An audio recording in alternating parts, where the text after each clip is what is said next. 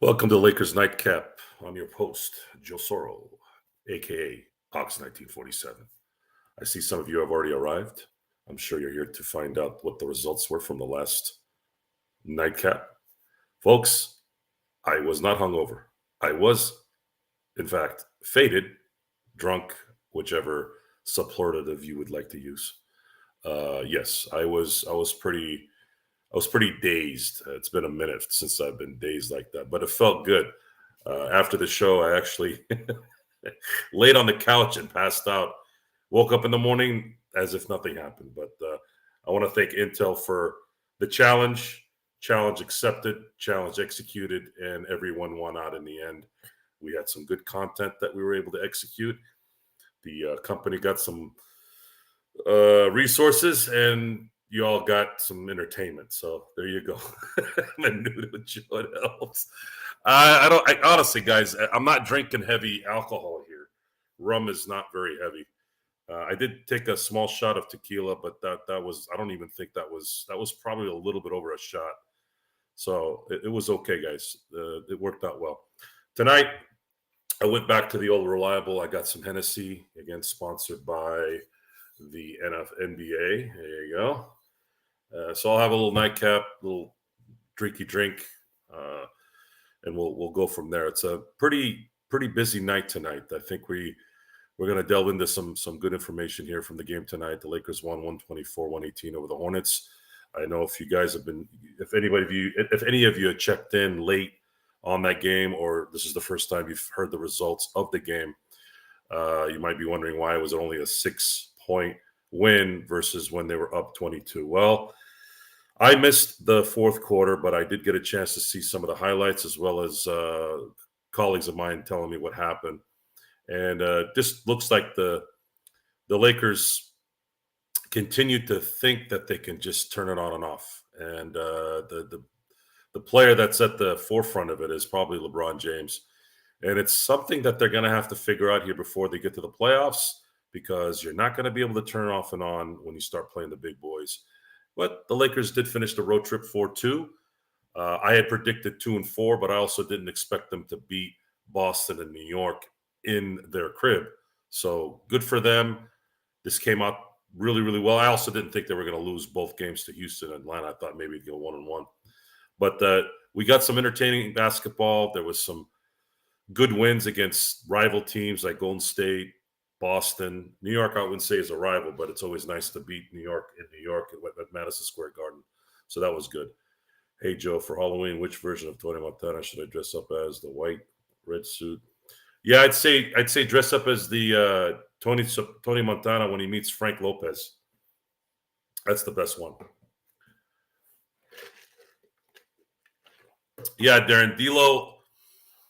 There was some stats I read today. D'Lo's been shooting 47% from three, 47% from the field in general. He's averaging just under 24 points a game. So if someone wanted to trade for D'Lo right now, and our colleague Stone Cold Hansen had mentioned that this might be the last game D'Lo plays before he jettisons out to whichever team wants to pick him up. If he was showcasing his skills here the last 3 weeks, he did a pretty good job doing it, because there is someone out there that could use his skill set.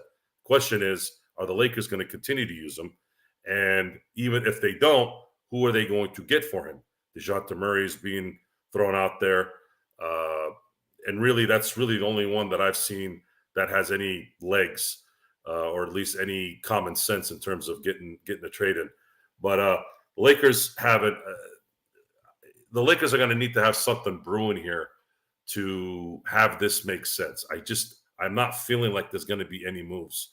And there's been some talk online as well that it's been very, very quiet, much quieter than people expected.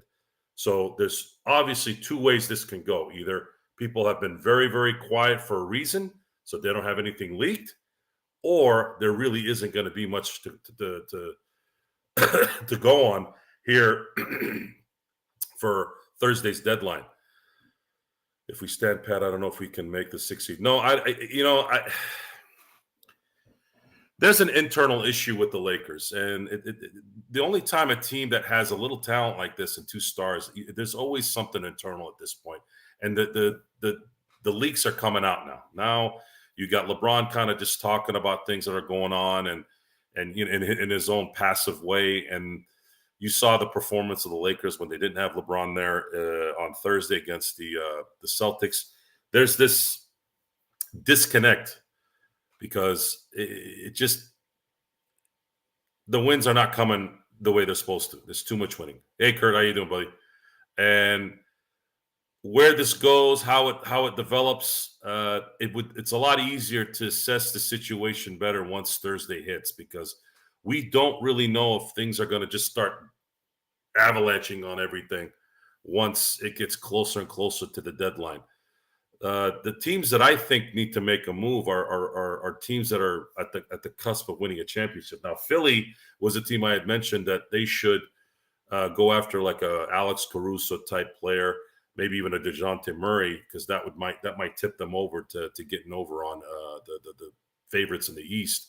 Problem now is Embiid might be hurt for a long time, so I don't know what they're going to do. Oklahoma City, with all their assets, you know, if these guys want to contend right now this year, maybe Presti decides to throw a couple of things Atlanta's way or Chicago's way, and they can do what they want to do. Yeah, it's easier said than done, Jay. We do need a scorer and we do need a center. Although I don't think we're going to be able to get both. And hey, what's up, Ryan? Good to see you here, brother. My first instincts tell me I don't want the Lakers to give up anyone that's on the team right now, except for maybe Rui. If you have to package someone, Rui's the guy. I don't think I want to use D'Angelo or Reeves in a package unless it was a major impact player. Otherwise, I just don't think it's going to move the needle. Even if you replace Murray with, or I should say D'Lo with Murray, I don't know if that's going to make that much of a difference, especially if LeBron continues to try to ball dominate in times that they don't want that. And that's something that Darvin Ham is going to finally need to get himself out of this, whatever this is, where he's not taking advantage of the fact that AD right now is in the top 2 with ball distribution in the paint. So whenever he gets the ball deep in the paint, the efficiency and the scoring is very good because he can get the ball out and get it to the right people, and then they score. And that's something we've been begging for AD to do. But I always found it irritating that they never seemed to consistently give him the ball deep in post position. I never knew why they didn't do that. Were they dropping back? Okay, they're dropping back now, probably, right? They're dropping back, but not as much.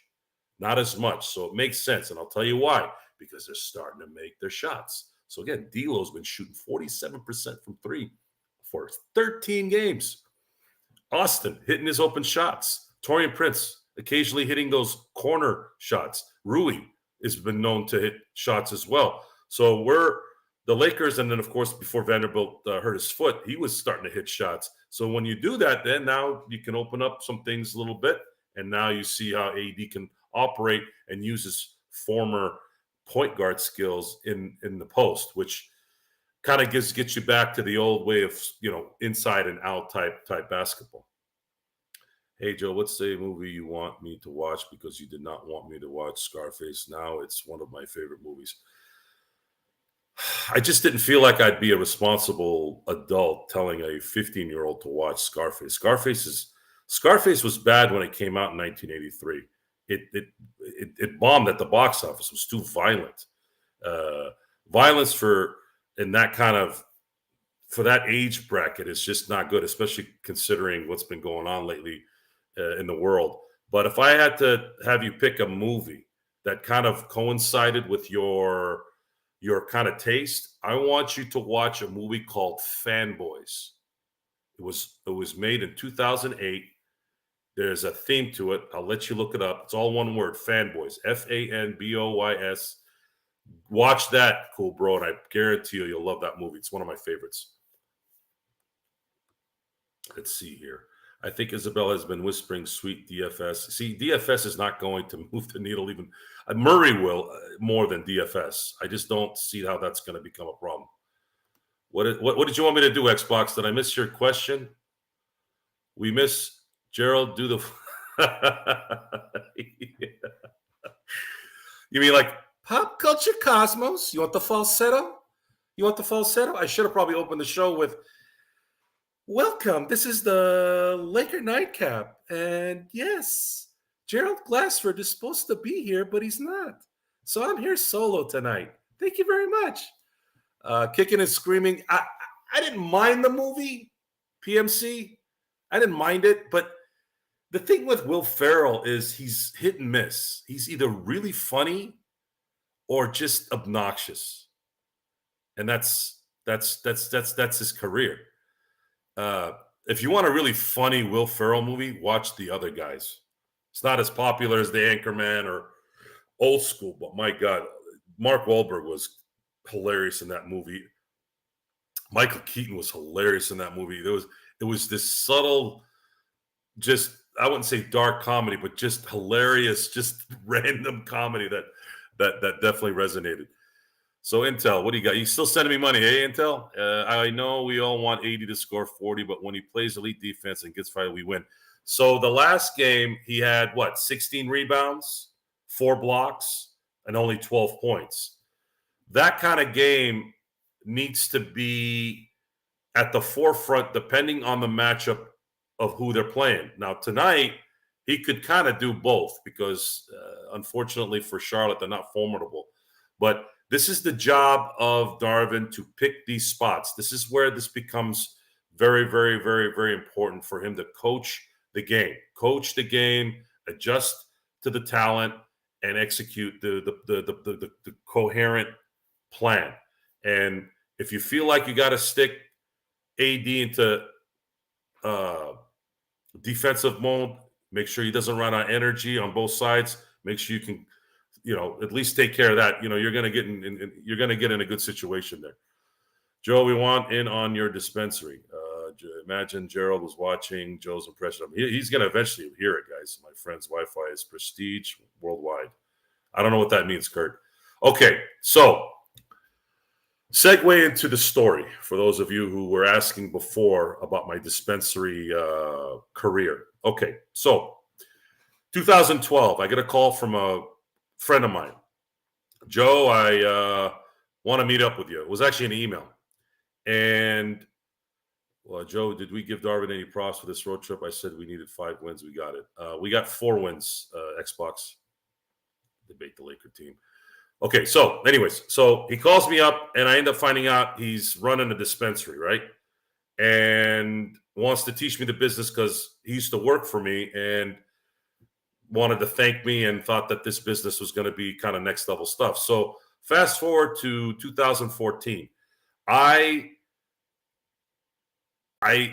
learned a lot about business in that industry. Wasn't particularly comfortable in the industry. It's just too weird of a industry. A lot of black market type stuff, a lot of iffy type of people. But I said, look, if this thing goes legal, then we're gonna maybe have something like just like alcohol. So I end up learning a little bit about the business, learned a lot about business in general, and I don't regret it. I learned a lot about business that I didn't even learn in school, which I still use today. So I'm in a position where I can partner up with someone to open up my own dispensary. And again, these were illegal. They don't shut them down right away. It takes a minute for the let's say the feds to come shut them down, which is what they do usually. Usually the city will call the feds to shut it down if it's too much of a problem. So I owned one for 3 months with a business partner. And a month in, we get broken into. And they steal a couple jars, no biggie. Cost of doing business in the industry. Fixed the door because they had broken the door and did all that. Now, I had cameras in the area, but it wasn't really clear. Like, I didn't have it set up the way they probably should. So, but I did get a glimpse of who was in there. Like in terms of, you could tell they looked like kids. One of them had the Jordan 5s, Jordan 5 blacks. I recognize it right away. So I put that in my memory. Now, here's the cool thing about what happened in the neighborhood. The neighborhood I had the dispensary was in a iffy neighborhood as well, but I learned how the streets talk. So the neighbors in and around the dispensary end up talking to me outside while we're getting the door fixed and whatever. And they told us about this particular lady that lived not too far away that would send out her son and her nephew out on jobs. And that's, code for go get some stuff. So I said, okay. And then I ended up finding out that they knew where she lived. So we did a little bit of a drive-by, kind of looked at the house. I'm like, all right, well, whatever. And kind of left it alone. I said, look, they hit us, got a couple bucks from it. So what? We'll do, it is what it is. Again, cost of doing business. Month later, it's 2:00 in the morning and I get a buzz on my phone. This time I had the lights and the equipment and all that stuff really shining onto the place. So I get a call from ADT, which is an alarm place where we're at. And they're like, Mr. Soro, is everything okay? I'm like, no, I'm in my bed right now. And I had to drive 50 minutes to get to this place. So I said, no, somebody's breaking in. Please send the police. Now, the sheriff's department, the Riverside Sheriff's Department, I live in Riverside County, they were like 2 miles away. That's where their station is. So they were able to get over there pretty quick. And then I started driving over there. I got ready in like 1 minute and got out and was able to get there in an hour. So I get over there and obviously the door's broken again. And they took a couple things, this time not as many things because we had it stored away. And then now we got to figure out, okay, we got to open up the cameras and see what we have. So the deputies were great. They knew what we were doing. Didn't seem like they cared. Somebody broke in and they got to, do a report and do an investigation. So I go, okay, guys, I'm going to tell you guys that we got hit here a month ago and there was a suspicion that it might be these guys. This is where they live because I had written down the address. I said, we can go ahead and check that out. And then what I'll do is when I get the video going, we can go ahead and, when you guys get back, I can show you guys the video. So they go to that house I gave them to from the information I got from my neighbors. I get the video and I play it. Guess what? The same guy broke in, Jordan 5s. I could see it clearly in the video. Now, when they come in, they have two people there. One, him, another, and then there was what looked like a girl. The girl was wearing an Ohio State Buckeyes sweater. So I'm assuming she was probably the lookout. I don't know what she was doing. Didn't look like she was doing much. Probably just there along for the ride. So I get all that played out, and then as I'm waiting for the sheriff deputies to come back, I get it all set up, and then as soon as they get back, I'll play it right where they broke the glass and came in. So now they get back, and I'm like, yes, I got the video. I can play it right here, and everything will start showing what's going on.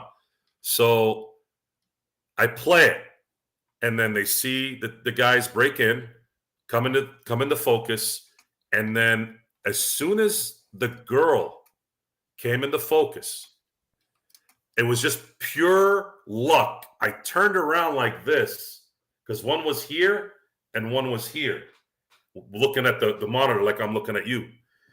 And as soon as I went like this, the other one looks at his partner, looks at me and goes, "We'll be right back." And I still get goosebumps from that. Turns out when they went to go investigate that house, the chick was still there with the Ohio State Buckeye sweater. So they took him in. They asked me to go to the sheriff's department, sat in there in the room.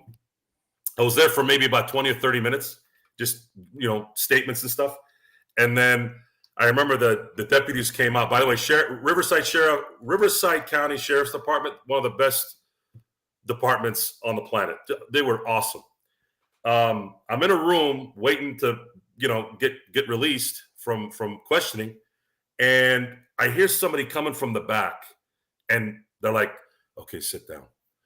And then they left, and then I was just kind of sitting there, and I'm like, "Do I turn around? Do I turn around?" I said, "Screw it, I'm going to turn around." I turn around, it's the chick with the Ohio State sweater. Looked like she had been bawling for like 3 hours. So after that night, I wanted to be a cop because it was fun. It was fun catching the people who jacked you, because that's rare, especially in those situations. However, I got to a point where I'm like, I don't think this is my business. This is too much looking over your shoulder. I don't particularly like the people in and around it. So coincidentally, my partner wanted to, buy me out. We ended up agreeing on a price for the buyout, and we went our separate ways. And I went from selling real grass to what, G? Fake grass. Now, fake grass is so much easier. Synthetic, baby. Synthetic grass. Fake grass. It's funny because people will actually say, "Oh, I'm sorry. Is that correct?" I'm like, please, it's fake grass. If you're paying the money, you can call it anything you want. It's fake grass. I'm not offended, believe me. So I went from real to fake, and I can leave remnants of fake outside, inside, sideways, upside down. No one knows, no one cares, and I'm a happier man for it. And I can make just as much money in the fake stuff than I would have made in the real stuff, to be honest with you. So for those of you who like that industry, I highly recommend making sure you really like the industry, because once you get to the heart of everything, it's just dirty. I don't like it. It's not for me. But that's the story of the dispensary. It was a short-lived event that did teach me a lot about business. I mean, valuable information, and I'm thankful for it. But as far as the future, it was just not for me. So let's get back to sports. If you guys have any questions, please don't hesitate. I want to be a sheriff's deputy, Joe. Same here. Well, it would be a good job there, cool bro. That would be something good. It's dangerous. Let's see here. Be careful out there, friends cool bro. who's ATM. What's going on here? What? I was just telling him to be careful. Oh, yeah. Well, being a sheriff deputy is okay. I wouldn't say it's that crazy. It's dangerous. Share your realistic trade, Joe. I think if I had to pick right now, if Washington doesn't get first-round picks for Tyus Jones, I see the Lakers throwing a few second-rounders for him. I would say that's the one trade that I think would work.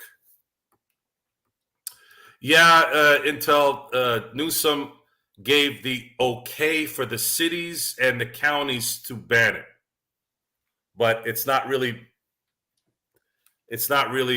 moving at all.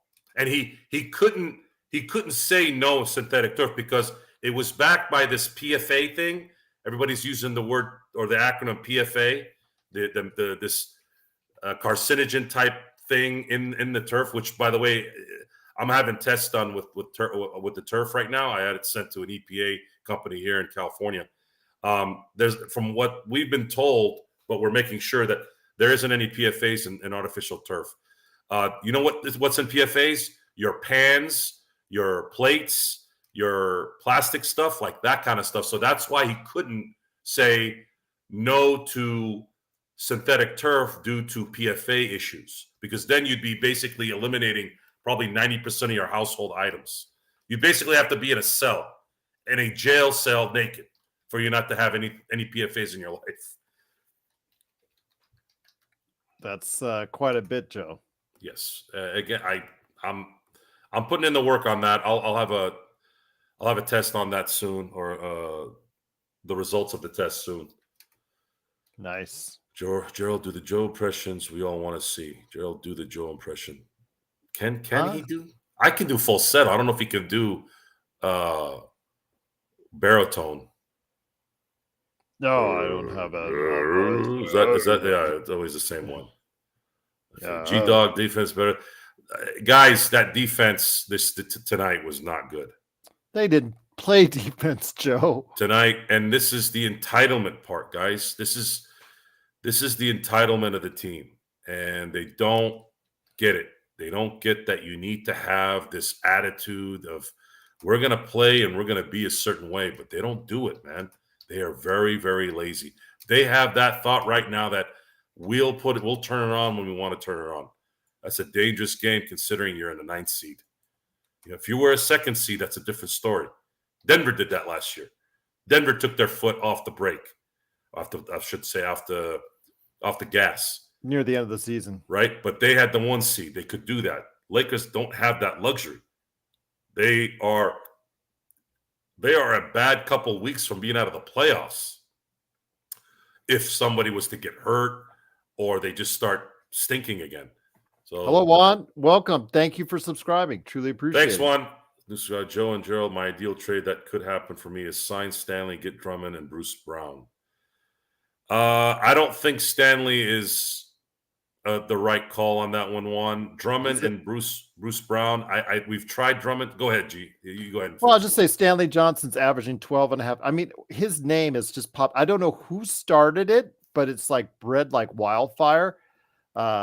Remember, it didn't go well the last time he was here. He's only a 12 and a half point scorer in G League. I've been looking at this since you guys brought his name up.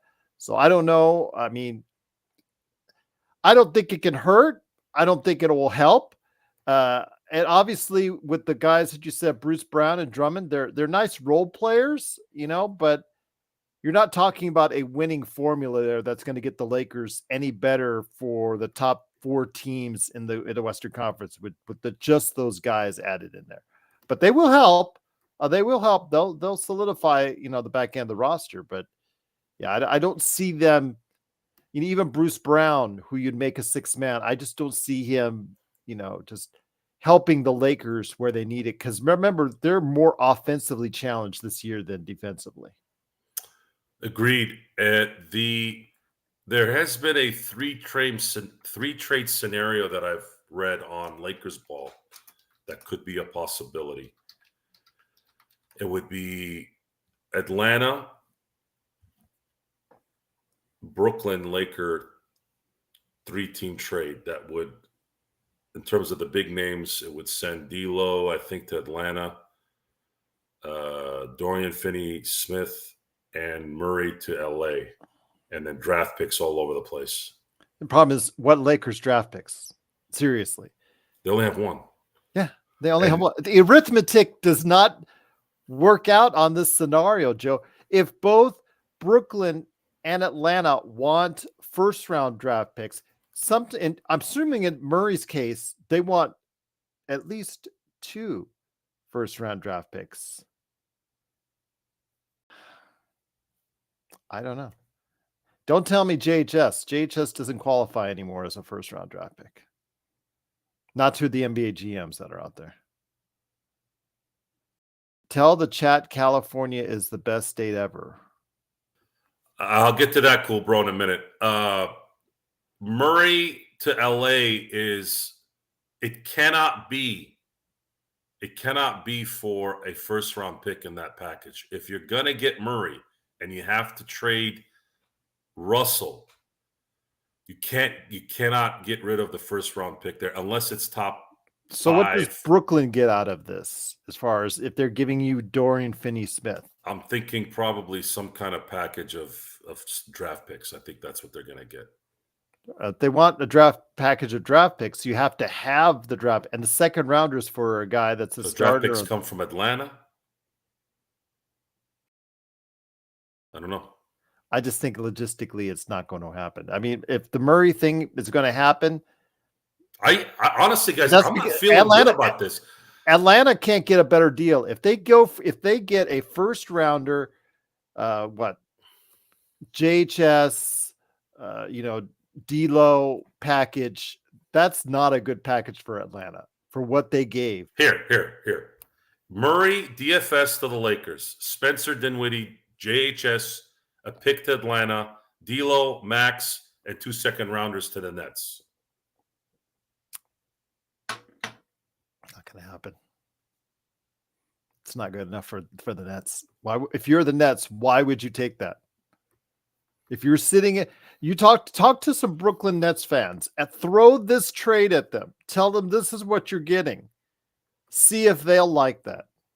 Okay, so they get, based off of what you're seeing with D'Lo, they get a 24 average, hitting 47%.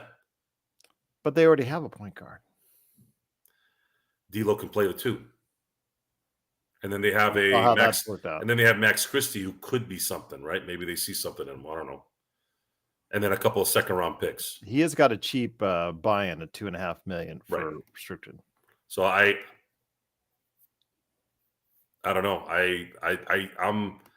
I'm in a position now where I just feel like this is going to be a dud.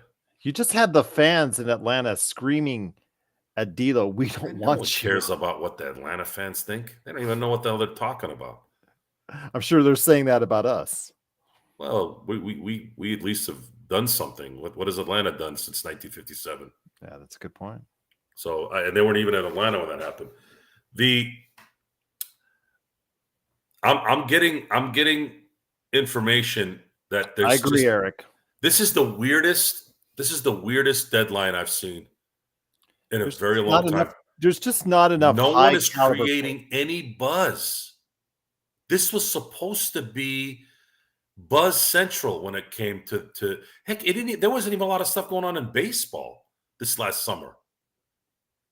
So I don't know what's going on with the trading deadline, man. The trading deadline has turned into a very low end, just nothing.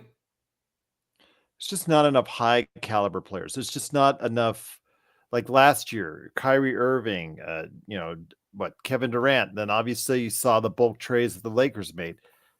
It just, you don't see that type of those quality players this time around that are available. At least what we know. Now, obviously there are always trades that we don't know about that are going to happen over the course of the next few days that come out of left field that make us go, wow, I didn't see that coming. So that's what Tyrone, the NFL's always been on the trade deadline. They rarely trade in the NFL. I mean, it got a little exciting the last few years, but then I went back to the way it used to be. No one really trades anyone usually. Eric, I'm feeling you. I mean, it's a seller's market of role players right now. And we're talking about none of these players that we're talking about. If it's a seller's market, wouldn't this be an advantage for the Lakers? They wouldn't have to give up as much to get a player they want, right? No, it's a seller's market for the teams that have those. But if it's a seller's market and no one bows down to it, won't they eventually say, "Man, we got to get something out of this"? Well, they could keep them and just wait until the off season. They do it all over again because they've got them for 3-4 years. I wouldn't be surprised, honestly. I wouldn't be surprised if that's what happens. I mean, this might be the dullest trade deadline ever, or it could be an avalanche where everybody just start going nuts the day of. As I say, you don't just make trades to make trades. Although with the Lakers, they get itchy. And they'll just LeBron. Sorry, LeBron. We'll go ahead and do a trade. Oh, we're so sorry. We'll trade. So you're right. I'm just telling you, Rob might feel the pressure. You actually think he talks like that? Possibly. I don't know. He's hiding in the, Yeah, where is Rob? Where is Rob? Does anybody know where Rob Pelinka is? Is he in the war room trying to get trades done? Let's hope so. Cool, bro. California, when it's not raining like this, is the best weather around, of course. Well, I don't know. Maybe Hawaii might compete with it. But Hawaii's too far. It's good. I like Hawaii. Don't get me wrong. I like Hawaii, but it's too far. Who's Rob? Rob Pelinka is the GM of the Lakers, cool bro. The general manager, the guy that's supposed to be conducting all the player movement and roster construction. Oh man, Let's see here. Yeah, I'm not seeing much. Joe, he's chilling in an $8 million house. Rob doesn't give a crap, according to BMC.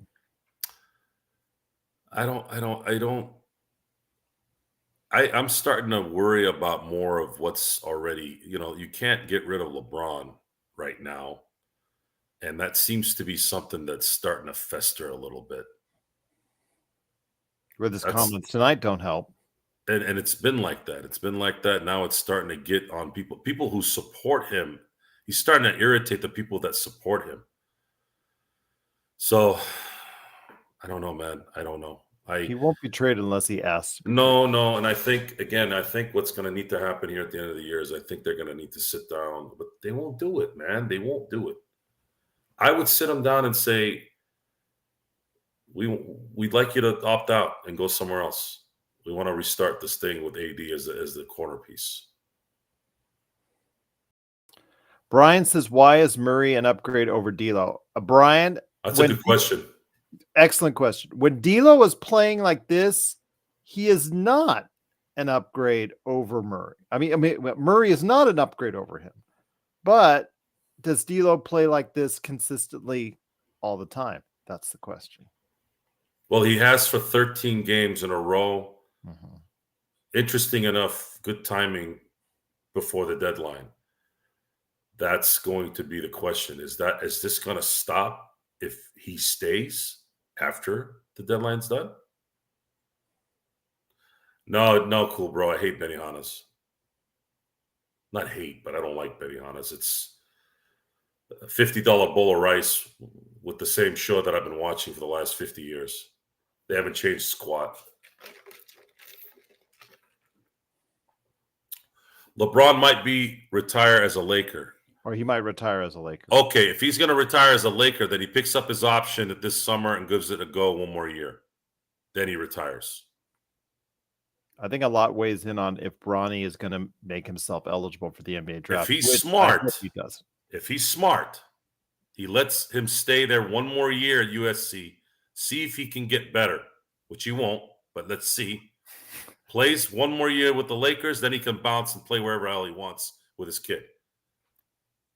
They're doing a disservice to him if this is what they're trying to do. And frankly, I'm tired of these. What do they call them? What do they call those dads that are always up in everybody's stuff, their kids' stuff? Show moms, show dads. I don't know, whatever it is they call them. The Lakers decided to draft Lonzo Ball because of that garbage. They could have gotten Jason Tatum if they had just paid attention to the actual player. But they got stuck in that hype around the Ball player. I agree, Vegas Dev. I agree. Rushing Bronny into the NBA is a horrible idea. He's not ready. He's not ready, and he's very likely not an NBA player. That's the sad part. And he's going to get ridiculed. He's going to be just stage dad. That's it. Yeah, he's a stage dad. At this point, LeBron talks more about just stuff outside the court that drives you nuts. And Joe, don't forget Big Bear. Tell the chat about Big Bear. I don't remember about Big Bear. I have a triathlon event, a triathlon that I want to do before. It's one of my bucket lists. So check this out. Surf in the morning early. And of course, you'd have a car on standby so it could take you places. Surf in the morning. And then as soon as you're done surfing, 18 holes of golf. This is a Joe triathlon, This by is the a way. Joe triathlon. I'm going to do this in the future when I have the time to do it.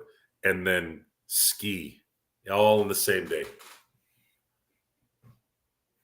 Well, Juan, I'm not saying that there won't be a trade. That's what's great about California. You could do that. Yes. If you time it right. I'm not going to say there's a trade that's not going to happen. Most likely, knowing the Lakers, they might. Will it be the wisest thing to do? Again, that's up to your perception on who they would be trading for, how it affects their future, what assets they have to go ahead and give out. And where does that leave the Lakers as far as the luxury tax? Does it leave them under? Does it go over? Does it leave them, back into the repeater tax, et cetera, et cetera? So we'll have to see how it lays out here in 3 days. It is, as always with the Lakers, very interesting, Joe. The drama continues. That's one thing that's great about the Lakers. The drama never, just ceases to be there. I don't like the drama. The drama I actually wanna keeps the focus on interest of the Lakers basketball. fans. Yeah, I'm not into the drama. I want to win games. I want this team to play the way they're supposed to play and give a crap for 4 quarters. That's it. Tell the chat the best airport is John Wayne and LAX. Anything's better than LAX. Yeah, I've been. LAX is a disaster zone. Yeah, I don't know about that, cool bro. What do you mean D'Lo messed up the locker room? What did D'Lo do? He did the first time around. Oh, for sure. Yeah, just talked to Nick Young about that, but no, I don't know about if he messed up the locker room now. I mean, him and Austin get along great. Those guys, you see them hugging each other all the time. They're like two pieces. They travel together. They go do stuff outside of the games together. They always talk about that. Yeah, they're like the best Who's of this? friends. D'Lo and Austin. Oh, Austin Reeves? Yeah, they're like the best of friends. I mean, what's not to like about Austin? He's always too cool for school, right? Yeah. No one does that with LeBron? I don't know. That relationship between him and AD is supposedly tight, but we've seen instances where there's been a little bit of a crack in there. So what's the crack? Remember the scoring record fiasco? Where he didn't stand up? Yeah, AD was just like, can we get this thing over with? Okay, yeah, that's so. I love that meme about Nick Young. Yeah, turn around. Oh, yeah. The clank. Such a Nick Young thing, too. Oh, that was classic. Oh, that was awesome. How the hell do you know about the Whaley house, cool bro? He knows a lot more. You've been everywhere in your 15 years. The Whaley house, I told the story a while back. That was the house that I was with a group. It's in Old Town in San Diego, where they have all the old Mexican restaurants. So the Whaley house has a window door with like drapes, open drapes. So everybody walked to the next destination, and I stood back for about maybe 2 minutes. I stood there, and there's a hallway, and at the end of the hallway to the right, there's stairs. You turn around and go upstairs, and it was kind of dark back there, a little dark. So I looked through the door, and I stood there, and I said, "All right, show me you're there." I said, "I'm going to be here for a couple minutes. Show me you're there." I stood there looking at the steps, looking inside. I didn't see anything. Not one ghost showed itself. So why is that? If it's haunted, why didn't it show itself? It was just me. Do ghosts exist? Anyone? I'm not a big believer in it, Joe, so I'll have to take your word for it. All right. So that's the ghost story. So where the Lakers, are we being too picky? I mean, they just won 3 in a row. We've seen this before, Joe. They're a 500 team, essentially, still right now, 27-25. Okay, so do you have any confidence they're going to put this thing together, especially looking at Denver on Thursday? Okay, so what happens if they beat Denver? Well, Tyrone in the chat, and good point, Tyrone. I want to give you a lot of credit for that. He said there's a possibility Lakers can go, on a roll. But we've said this before, Tyrone. Like, remember, January looked like it was going to be loaded up for the Lakers. They had a ton of home games, some really bad teams they're going to face, and it really looked like it was going to be a good month for the Lakers, and they managed to blow it. So you'll forgive me if I'm not exactly the most optimistic in regards to what the Lakers are going to do. But there is every opportunity, Joe, like you talked about, because the Lakers are now, for the rest of the month, going to be in the Pacific time zone. So there is the possibility for them to be taking advantage of it. The problem is, will they? Or the question is, will they? I was convinced that the Lakers were really going to do well in January, and they didn't when they had the opportunity to. So you'll forgive me if I'm not all the way in this time around, but I'm really hoping Tyrone will be right and they will go 10-1 in their next 11 games. So. I'm sorry, there is one game that they'll be in the Mountain time zone. That's it. Oh, that's Utah? One game, Utah. However, check this out. Denver at home, New Orleans at home, Detroit at home. Utah, that's the 1 hour ahead. Then you got Golden State, San Antonio at home, Phoenix, at the Clippers, Washington at home, Denver at home, Oklahoma City at home, Sacramento at home, Milwaukee at home, Minnesota at home, at Sacramento, at home for Golden State, at home for Atlanta, at home for Philly, at home for Indiana. You are talking about from February 8th until March 24th, the Lakers leave the Pacific time zone once, and it's only 1 hour Mountain time in Utah. I could drive there right now in an hour. That is, if you don't make a run in that time, then you're not going to make a run anytime. I agree. And that is going to be stamped. We're going to be stamping that there. They got to make up a lot of ground there. And they had reached 25-25, and now they're 27-25.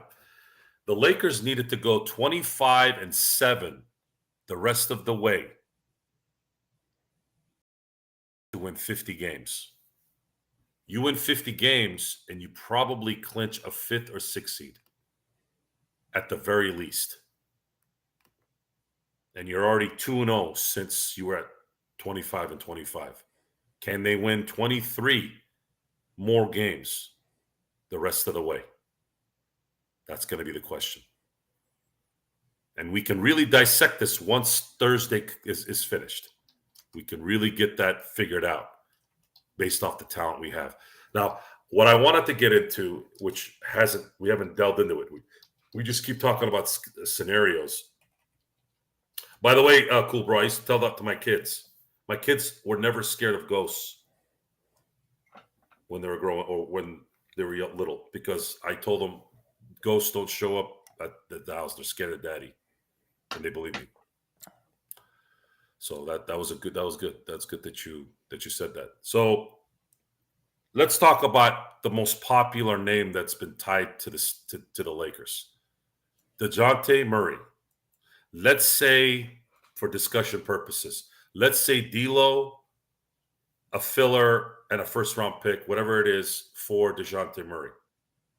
What does DeJounte Murray do to help the Lakers be better? How would he be able to consistently play better than what D'Lo is playing? We're talking about a guy that played Golden State and Dallas. They won the Golden State one. They lost to Dallas, but Luka scored 73 and Curry scored 60. Wow, his defensive rating went up. My God, that's not good. Who? Well, I reported on a couple weeks ago, 2-3 weeks ago, they was like 117 or 118. He is now up to he has a defensive rating now of 121.1. That is bad. So that's really bad. What are we actually trading for by giving up D'Lo for him? How does that make sense if his defense is either worse or on par with D'Lo?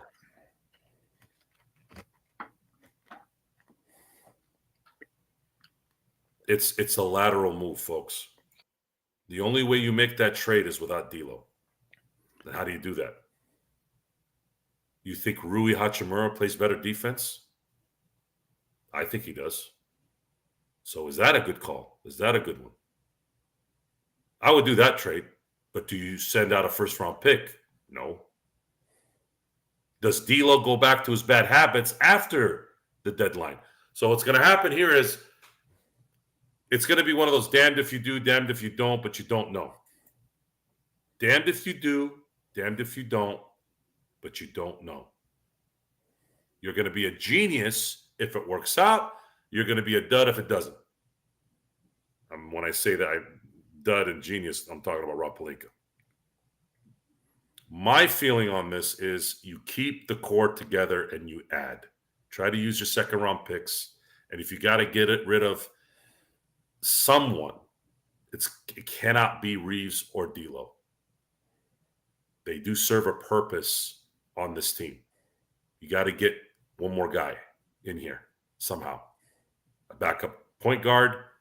If there's some miracle you can get a center, backup center, unless you think Jackson Hayes can continue to play well. But I don't know if you can rely on that. So in all these details, it really doesn't matter in the end either, because is LeBron going to be fully invested in this team and allowing the team to play based on matchups? Are you going to feed AD when the matchups call for it? Are you going to play defense where the matchup calls for it? I know John made a good point, and we've always kind of known this. We know he can't go all out. It won't work. He'll bust a tire. But at the same time, does he play any defense? Is that still bad? And how can you combat that without getting reinforcements to make up for that? When we have Taurean Prince, when we have D'Lo, when we have Austin, the defense is bad. We never really would throw in LeBron in there too, because you essentially have 4 bad defenders and then AD. How good, though, Kurt, is Gallinari at this stage of his career? Mid-30s, remember he tore the ACL. Gallinari is more worm food than Hayward. I think he's going to be a buyout candidate for some team. He's going to be a buyout and a no play. I would stay away from him as far as I could. He is dead. He is done. Bruce Brown is an interesting name. He would definitely help. But then I don't know either. Because I always thought he played balls out last year to get his contract, and he didn't really show much in Indiana. Would he show it in LA? Probably, because you have AD and LeBron there. He probably plays better with a team that has stars like they had in Denver with Jamal Murray and Jokic. And then, of course, they had a really good, very good players in Gordon and Porter and KCP. So he was able to kind of play one-on-one at that point. Because he hasn't played well with Toronto. He's under 10 points a game with Toronto. So. Yeah, too much.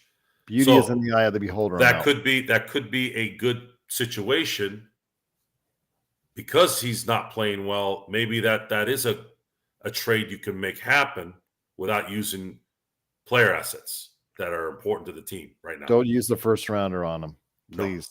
No. Don't. Maybe the second round picks either go to Washington for Tyus Jones or they go to Bruce Brown in Toronto. But then Masai's up there. I wouldn't trust him as far as I can throw. A couple second rounders at each of those teams. That would work. But are they really going to take? You don't think somebody out there would? How about Oklahoma City? Why wouldn't Oklahoma City throw a first rounder to Toronto for Bruce Brown? Again, he's struggling right now. Why would you? I mean, you're right. Oklahoma City can do anything that they want. If they want a player, they can throw more assets on him than anyone. Philadelphia, New York, Indiana, New Orleans, all these teams have a lot of assets still, but nobody has more assets than Oklahoma City. They're just such an advantageous position, Joe. My God, They're first place in the Western Conference, and they've got more assets than everybody. Or almost, it irks me a lot that they've got this loaded up and they're doing so. They've got at this position.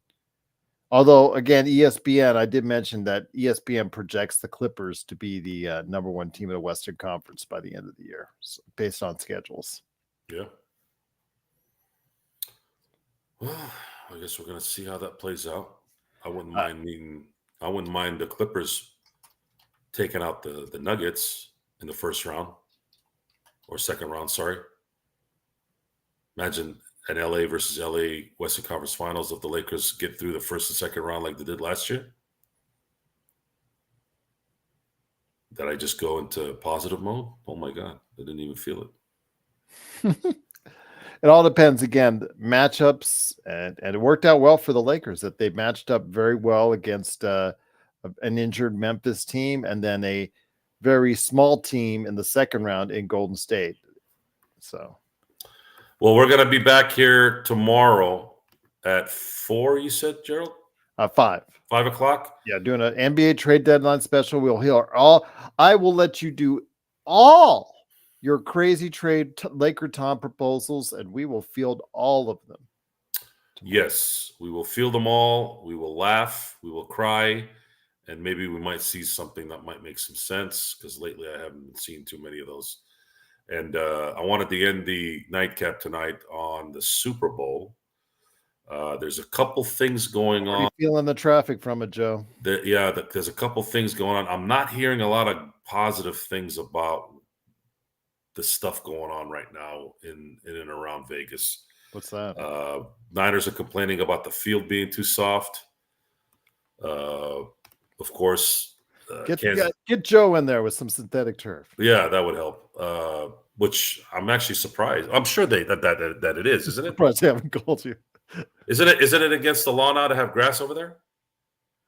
It's very limited what you can do and where you can put it. But yeah, they are trying to refrain you from, putting, having grass as much as possible. They're limiting also as much as far as how much you can use water, as far as for your lawn and things of that nature. So yeah, it's okay.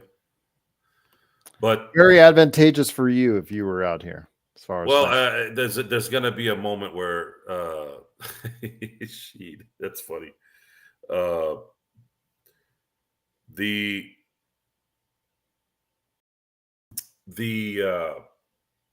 haven't felt excited about this Super Bowl. I'm not hearing much. I know what media day is tomorrow, but it just seems like there's been nothing. The only noise we have is, the Niners complaining about the field, and WrestleMania press conference on Thursday. Patrick Mahomes' pops getting arrested for driving under the influence. Can't wait to hear his thoughts on that.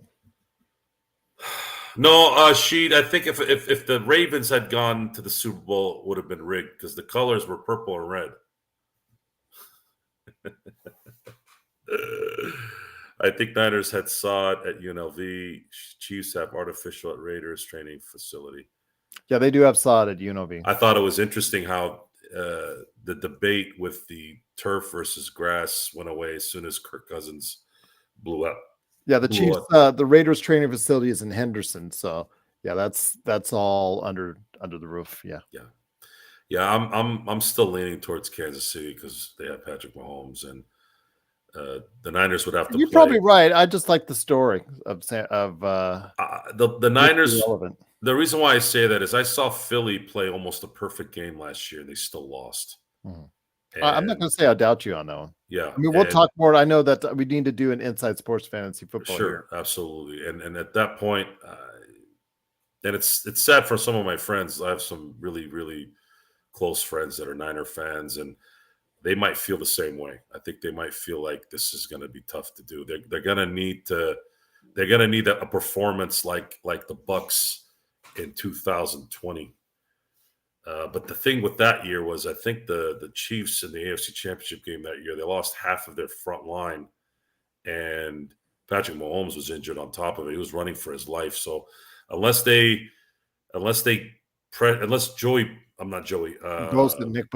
Bosa turns into Von Miller here, and that's something that they have to make work. If Nick looks anything like he did the last 2 weeks, they're going to be in trouble.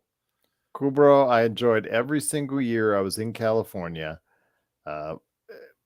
It's a very expensive state, though. Cool, bro. You did not tell them about that. So, Brock Purdy, Kurt Affair said he was okay to disappoint Taylor Swift. Again, I just like the story, Kurt. It's cool. You're the last pick of the draft. Nobody gives a damn about you. Nobody expects anything from you. It's not. It's even worse. You know what? Tom Brady was what? Was he a 5th or a 7th round pick? 6th. 6th. So yeah, He was a sixth pick in the 2000 draft, pick 199.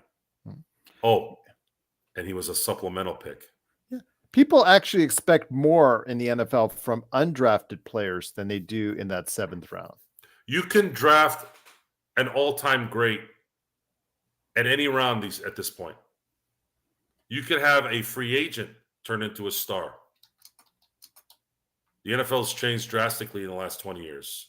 The scouting has gotten into a completely different ballgame now. Before, you never saw, up until like the 90s, you never really saw a running back in the 3rd round, 4th round, 6th round, run for 1,600 yards. That happened later. I remember Barry Foster, I think he was a 4th round pick. And he rushed for 1,690 yards in 1992. He just missed beating Emmitt Smith for the rushing title. And there was a whole thing about that. Like, man, this guy is even whatever. James Harrison, undrafted. Could be a Hall of Famer. So yeah, football, you can get lucky in football and get players that can change your organization in any round or anywhere. NBA, it's not likely. I think Jokic is the greatest non-first round pick in the history of basketball, unless there's an older player that I don't know about. Yeah, you could be right on that one. I mean, 2nd round draft pick, worked out really well for Denver. Yeah. But with that, I want to thank everyone for joining us here for the Lakers Fast Break Nightcap. Gerald, thanks again for coming by and saying hello. I obviously didn't drink a lot of alcohol tonight, folks. But I did have a nightcap.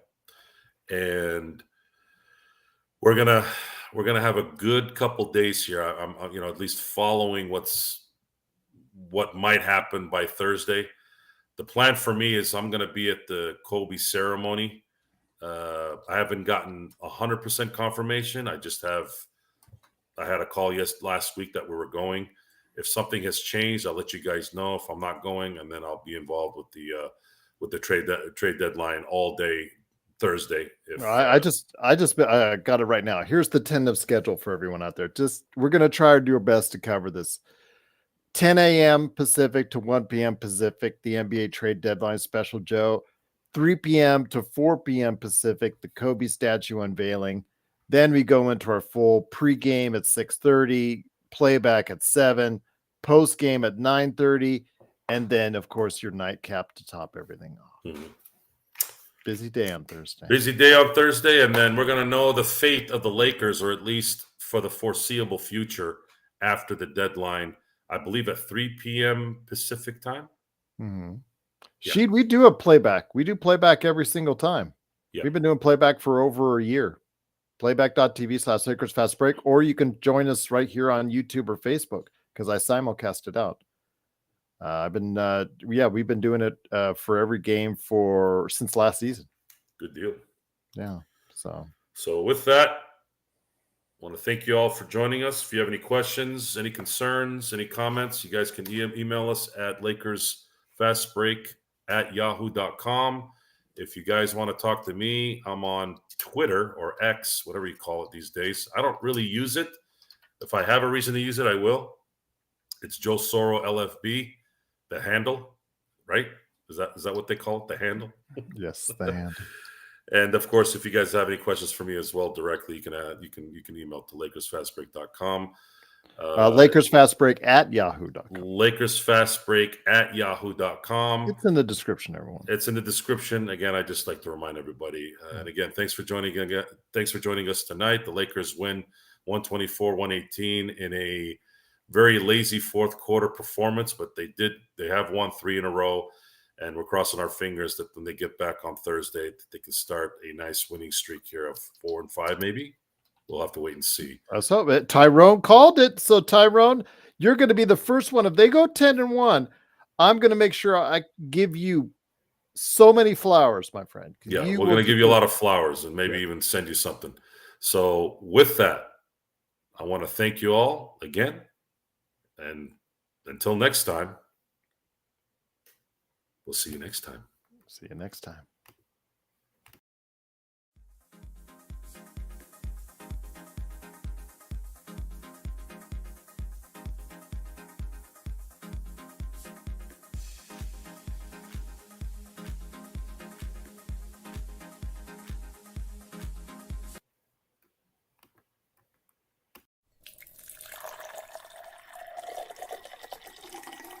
I had to actually add one in there. Pouring in there.